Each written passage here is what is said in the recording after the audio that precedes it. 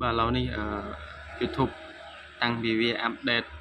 ឲ្យយើងឃើញចំនួនទឹកលុយហើយនិងចំនួន view អញ្ចឹងមួយយ៉ាងដែរបងប្អូនវាឈប់ចេញសញ្ញាដុល្លារអញ្ចឹងណាអញ្ចឹងវាចេញថា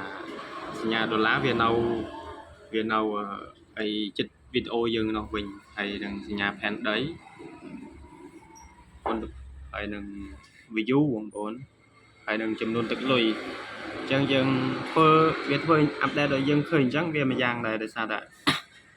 យើងដឹងថា view យើងប៉ុន្មានយើងដឹងថាទឹកលុយយើងបានបណ្ណាបណ្ណៃដូចគ្នាអញ្ចឹងបងប្អូនយើងពិបាកទៅឆែកកន្លែងមួយទៀតព្រោះយើងមើលក្នុងនេះថា view យើង4-10 view 20 view អីយើងបានទឹកលុយយើងប៉ុន្មានជាក់ស្ដែងអានេះដូចជាខ្ញុំបាន4-10 20 30 view ដែរ80 400 200អីហ្នឹងយើងអាចមើលបានថាចំនួនទឹកលុយយើងបានបណ្ណាបណ្ណៃអញ្ចឹងបងប្អូនវាស្រួលអញ្ចឹងវាឈប់ចេញសញ្ញាដុល្លារវាចេញជាចំនួនទឹកលុយអញ្ចឹងតែម្ដងមួយយ៉ាងដែរបងប្អូនអញ្ចឹងយើងស្រួលមើលថា view យើងបណ្ណាបណ្ណៃយើងអាចដឹងថាទឹកលុយយើងបានបណ្ណាបណ្ណៃមិនបានច្រើនទេបងប្អូន view យើងតិចដែរ10 20 view 200-300អាខ្លះបាន 1k អីចឹងជាក់ស្ដែងអានេះ 1k បាន$3ហើយអានេះ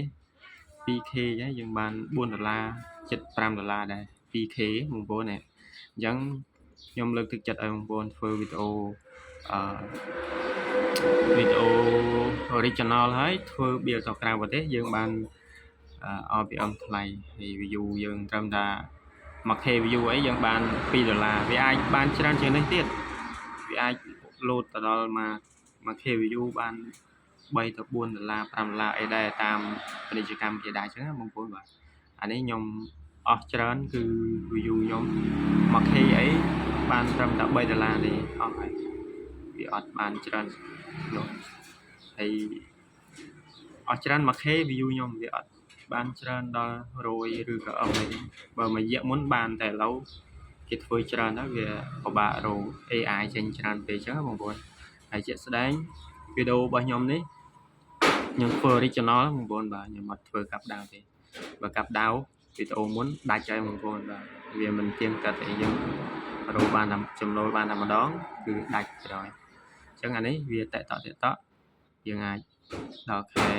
ហើយយើងឃើញលុយដែរអញ្ចឹងណាបងប្អូនបាទអញ្ចឹងលើកទឹកចិត្តឲ្យបងប្អូនធ្វើវីដេអូ original ទៅធ្វើទៅក្រៅប្រទេសបើយើងបានaudienceក្រៅប្រទេសRPM ថ្លៃហើយ view យើងត្រឹមតែ 1k ហើយយើងបានថ្លៃដូចគ្នាអញ្ចឹងណាបងប្អូនបាទអញ្ចឹងវីដេអូខ្ញុំមានតែប៉ុណ្្នឹងឯងបងប្អូនកុំភ្លេចជួយ follow ឬក៏ subscribe អ្នកមួយផងបាទ